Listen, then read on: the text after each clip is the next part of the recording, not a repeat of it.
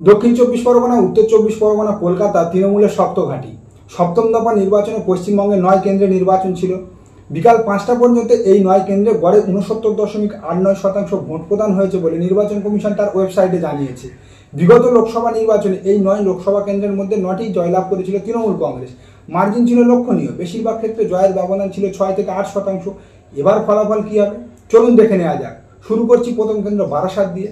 14 লোকসভা নির্বাচনে ম্যাজিশিয়ান পিসি সরকারকে প্রতিদ্বন্দ্বিতা করিয়েও তেমন সুবিধা করতে পারেনি বঙ্গ বিজেপি বারাসাত লোকসভা কেন্দ্রে, তাই 19-এ প্রার্থী বদল করে, কিন্তু ফলাফল থাকে সেই অপরিবর্তিত। এবারে সেখানে বিজেপি প্রার্থী করেছে বিতর্কিত স্বপন মজুমদারকে। নির্বাচনের দিন সকাল থেকে এই বারাসাত লোকসভা কেন্দ্রে বামেদের উপস্থিতি চোখে পড়লেও বিজেপি কর্মীদের আনাগোনা ছিল ধরতির বাইরে। ফলাফল কি হবে? এই কেন্দ্রে বিজেপি দ্বিতীয় স্থানে থাকবে।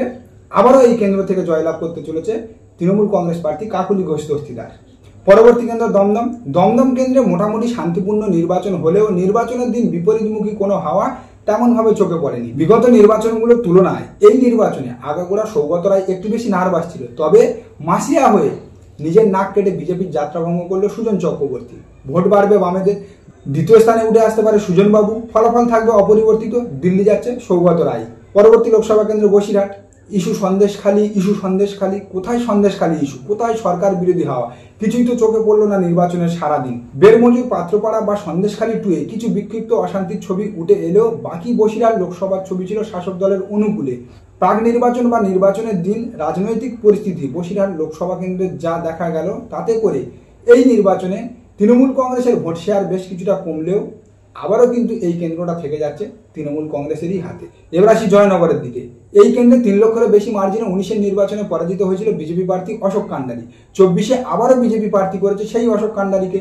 একদা এসইউসিআইয়ের গড় ছিল এই জয়নগর, পরবর্তীতে আরএসপি, এবার আবার বামেদের হয়ে প্রতিদ্বন্দ্বিতা করছে সেখানে ফরওয়ার্ড ব্লক প্রার্থী তেমন সুবিধা করতে না পারলেও এবার ভোট বাড়বে কিন্তু ভারতীয় জনতা পার্টির।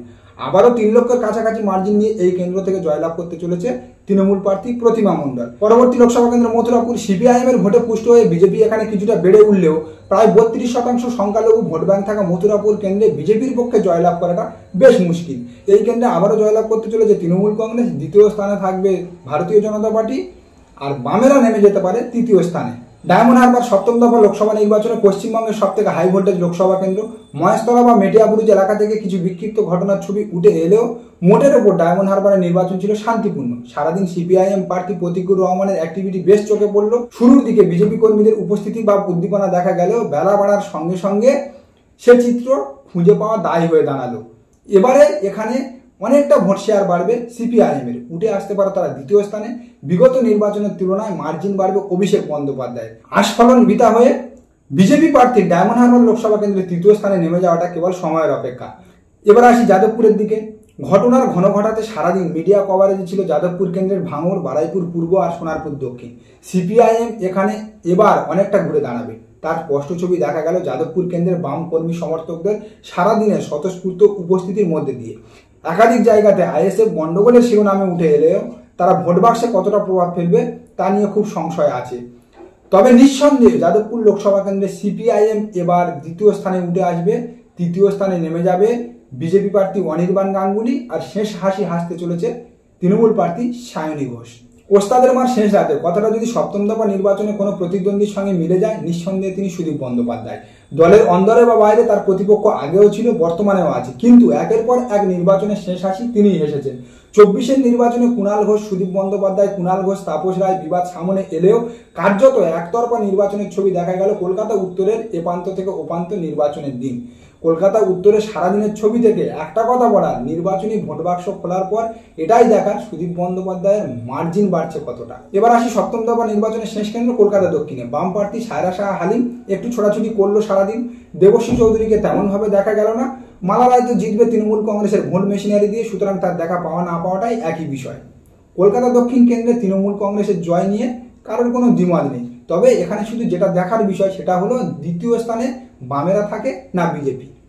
তো এই ছিল 7ম দফা লোকসভা নির্বাচনের 9 কেন্দ্রের পর্যালোচনা। সপ্তম দফা লোকসভা নির্বাচনে 9 কেন্দ্রে বিগত নির্বাচনে অর্থাৎ 2019 লোকসভা নির্বাচনে যেমন তৃণমূল কংগ্রেস 9 কেন্দ্রের মধ্যে 9 কেন্দ্র জয়লাভ করেছিল, এবারও সেই ধারা বর্তমান থাকতে চলেছে। এ বিষয়ে আপনাদের কি মতামত তা অবশ্যই আমাদের কমেন্ট করে জানাতে পারেন। আর আমাদের প্রতিবেদন আজকের এখানেই শেষ করছি। নমস্কার, সবাই ভালো থাকবেন।